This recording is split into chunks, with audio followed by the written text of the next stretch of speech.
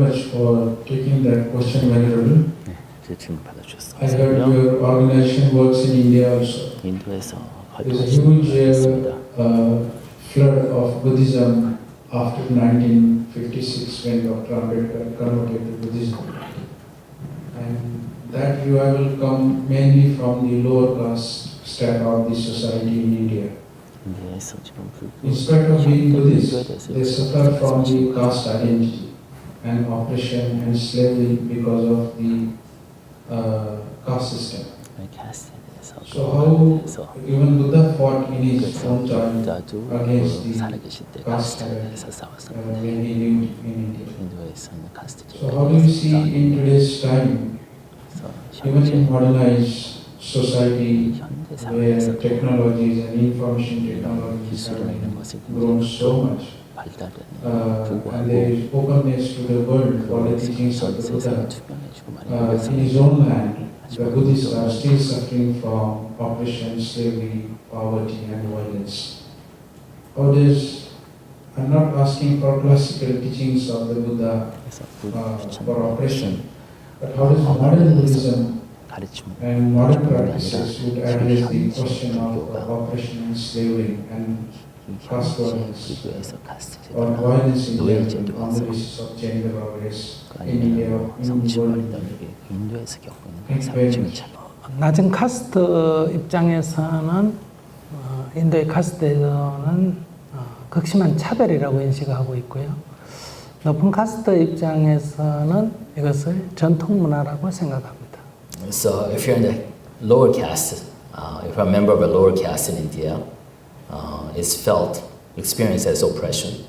If you're a member of the higher caste in India, it's experienced as tradition. 무슬림 사회에서도 마찬가지입니다. Similar in a Muslim society. 우리가 볼 때는 여성에 대한 차별이라고 느끼지만은 그들은 그들의 전통 문화라고 말합니다. So we see a lot of gender discrimination in the Muslim, traditional Muslim society.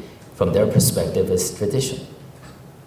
그렇기 때문에 우리는 전통 문화는 존중해야 된다는 문제와 차별은 철폐해야 된다는 문제 사이에 모순이 있습니다. So there's a lingering contradiction between respect for tradition, traditional culture, and also our desire to eradicate discrimination in all its forms.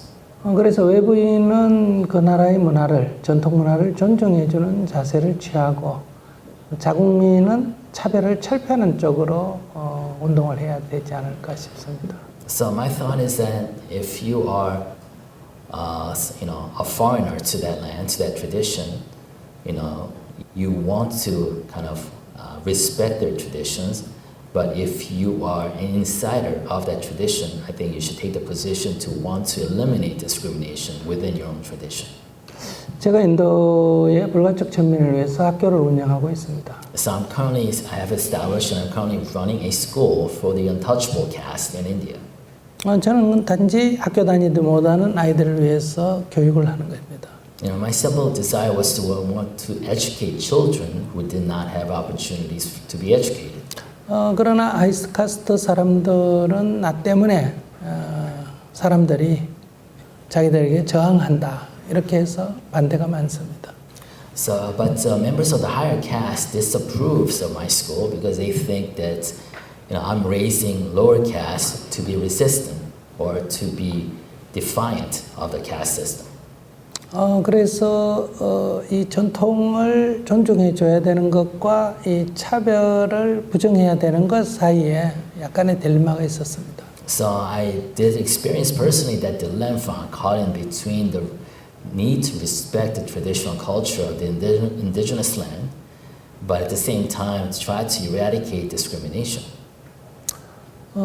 그래서 저는 침묵하면서 교육에 치중했습니다. So I stayed silent on that specific issue and just really focus on the education piece. 교육은 남자 여자가 같은 학교에 오고 같은 반에서 공부를 하게 됐습니다. So in the school, girls and boys study in the same classroom. 또 높은 카스트, 낮은 카스트 차별 없이 아이들도 같은 교실에서 공부를 했습니다. And eventually, higher caste children, lower caste children, without discrimination, they actually study in the same classroom. 집에서는 이런 차별이 있지만은 학교에 와서는 차별이 없었습니다. So they experienced discrimination amongst themselves when they went back home, but I made sure that no such discrimination existed while they were in school.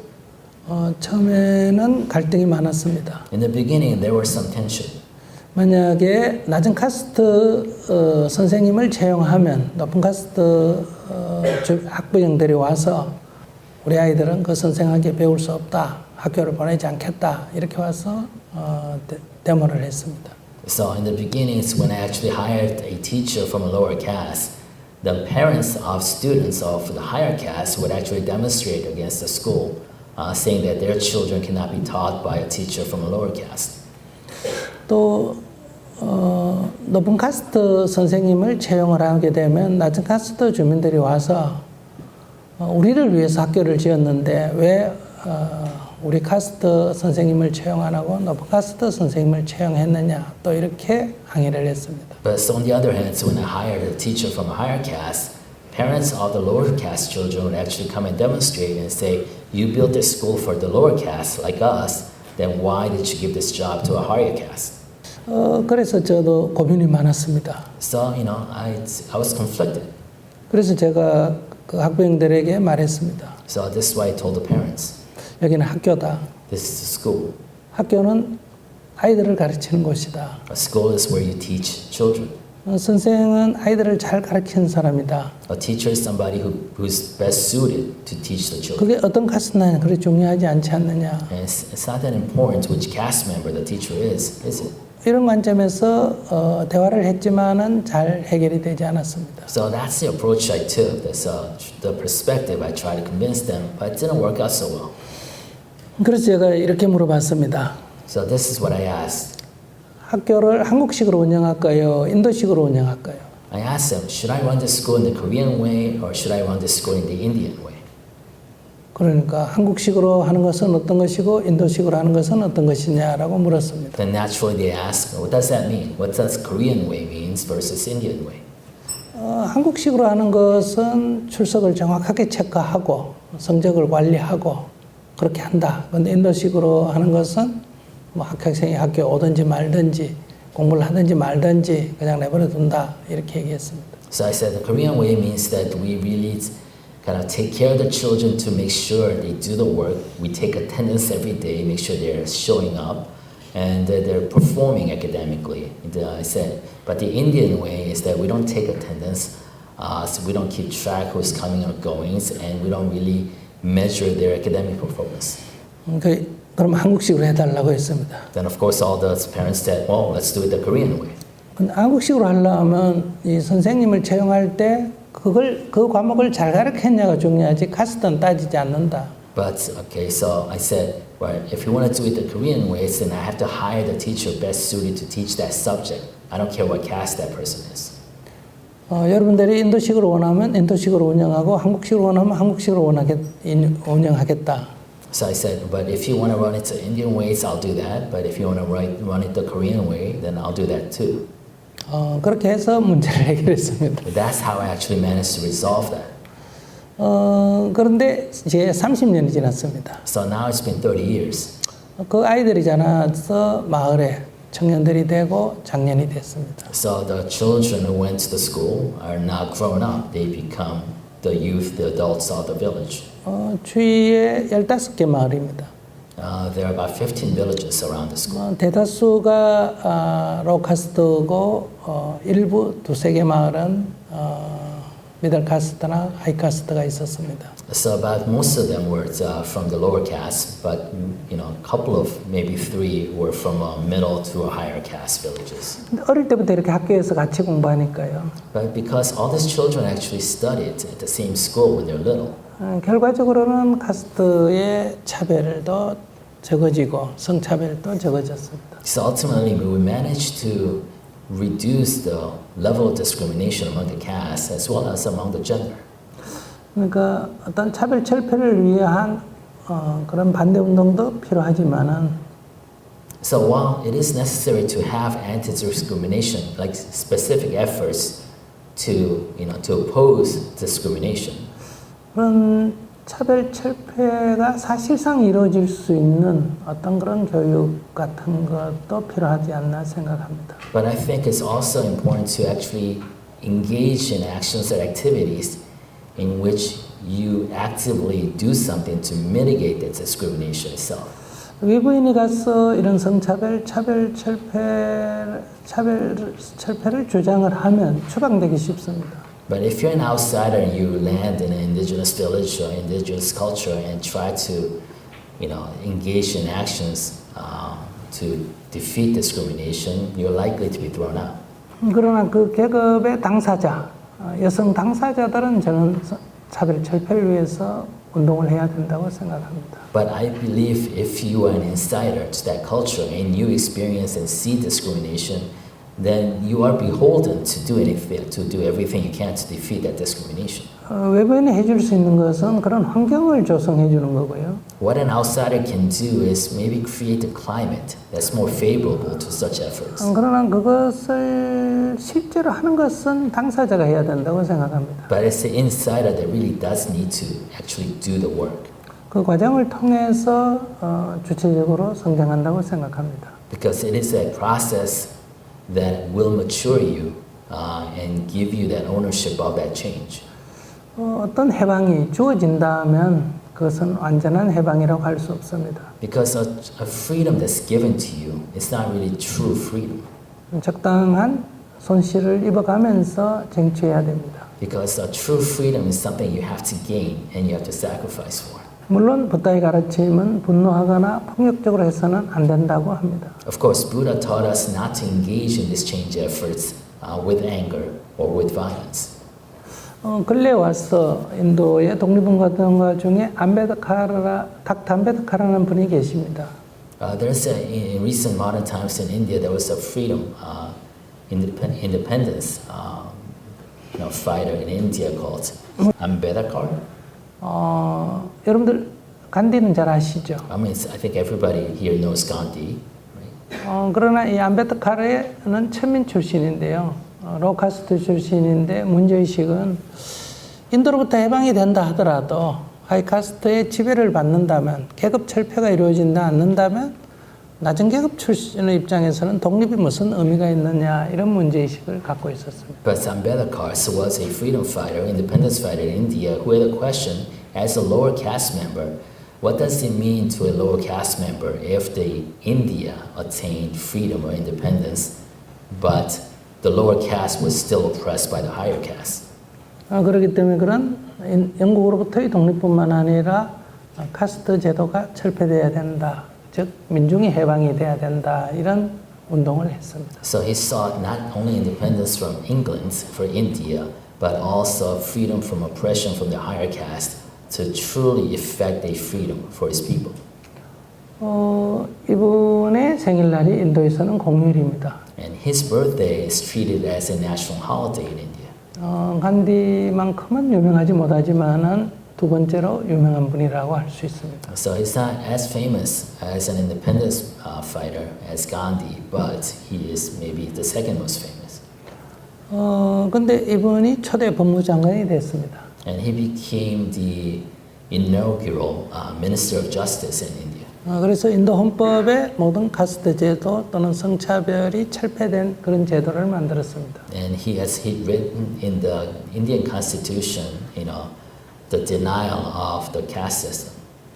그러나 관습적으로 존재하는 차별은 지금도 존재합니다. But of course, habits die hard and traditions die hard, so that discrimination among different castes still exists today in practice. 관습적으로 존재하는 것은 시간이 걸리기 때문에 금방 해결할 수가 없습니다. But tradition that exists as a collective habit takes time to change, so it's not something that you can eradicate immediately. 이분이 원래 힌두교도였는데 힌두교를 믿는 한은 이 카스트 제도를 극복할 수 없어서 많은 고민을 했습니다. So he was a Hindu, but he said, as long as I believe in that religion, it's very difficult to, get away from the caste system.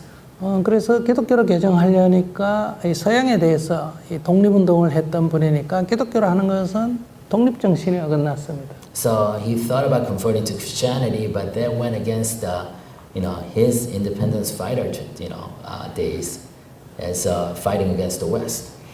그가 부다에 대해서 공부를 했습니다. So he studied Buddha's life.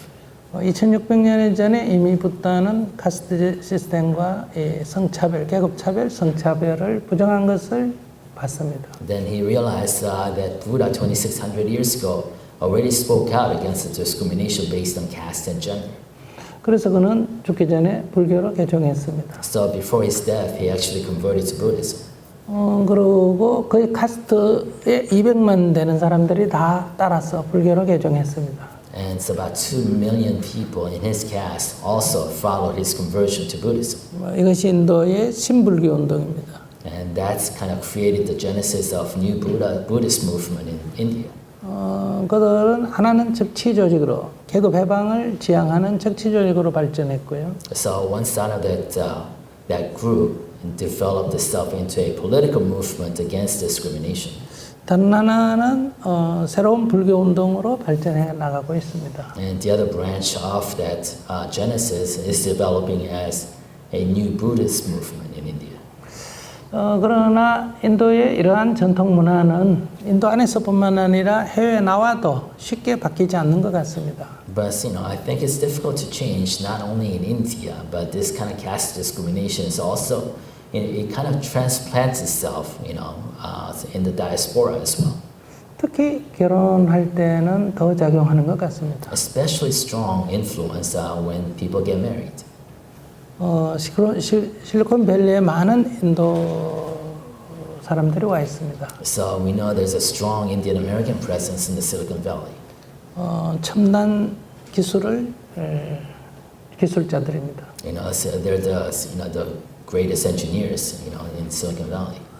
그러나 그들의 삶에도 카스트 시스템이 작용해서 끼리끼리 모이는 이런 현상을 볼 수 있습니다. But if in their lives, in the midst of Silicon Valley, you see the caste influence, and how that drives, kind of feathers of a thing flocking together. 부다의 가르침은 이미 2600년 당시에 어떤 차별도 부정하셨습니다. Buddha's original teaching 2600 years ago, he denied all forms of discrimination. 그러나 500년 지나서 굽타 시대의 성차별과 계급차별이 아주 심한 그런 왕조 시대에 불교 또한 사회의 영향을 받아서 계급차별, 성차별을 오히려 불교 안으로 받아들였습니다. But after 500 years after his death, during the Gupta dynasty, when there was a strong tradition of discrimination socially, that was re-imported back into Buddhism. 부다 당시에 여성의 출가 수행이 허용됐는데 500년 후에는 부터는 여성의 출가가 폐지됐습니다. So during Buddha's lifetime, women were allowed to be ordained, but several hundred years afterwards, they were no longer allowed to be ordained. 지금 그래서 테라바타 불교에서는 비구니 제도가 아직 인정이 되지 않고 있습니다. That's why in Theravada tradition of Buddhism, even today, women are not allowed to be ordained. 이것은 부다의 가르침이라기보다는 역사적인 산물이다. 이 차별은. So in that sense, that's not Buddha's teaching per se. It's actually just an artifact of the history. 현대에 우리가 불교를 바람직하게 받아들인다면 성차별, 계급차별뿐만 아니라 저는 모든 차별에 대해서 철폐하는, 부정하는 그런 쪽으로 나아가야 된다고 생각합니다. So I believe for today's Buddhism, for modern Buddhism, to really truly live up to the Buddha's teaching, that we should work to eliminate all forms of discrimination, not just caste and gender. 질문에 대한 답이 됐는지 모르겠습니다. So I don't know if my long answer really answered your question. 얘기가 좀 길어졌는데요. Sorry for the length of my answer. 본인이 추가적인 질문 있으면 하십시오. But if you have any follow-on questions, please go ahead and ask. Thank you very much. You crossed the situation well, and I sort of 상황을 잘 getting 설명해 what the middle way, middle path. 저는 여기서 You're trying to trade, 중도가 bring 무엇인지 harmony among various 정말 nations. 많은 이런 Caste, 차별 race, 안에서 like 하모니를 in 어떻게 America, 찾을 수 있는지 in other countries. 미국도 그렇고 That 다른 also addresses 나라에서 what you said, and I'm 지금 sure 말씀하신 audience 것처럼 is reading between the lines the message that Venerable has given. 예, Thank you. 그래서